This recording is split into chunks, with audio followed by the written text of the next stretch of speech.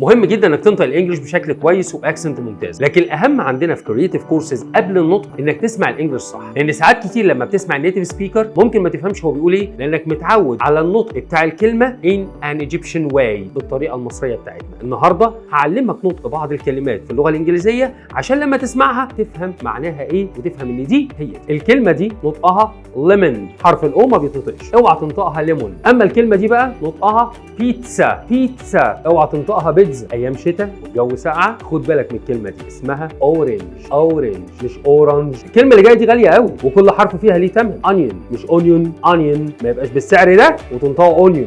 اما دي بقى فنطقها كاروت مش كاروت، خد بالك ان حرف الاو مش بيتنطق. اما الكلمه دي بقى ومعناها منطقه تتنطق ريجن مش ريجون. ولسه في كلمات كتير لازم تتعلم نطقها صح في كرييتيف كورس. مستني ايه؟ الحق احجز مكانك معانا. كرييتيف كورسز فروعنا في كل مكان حواليك.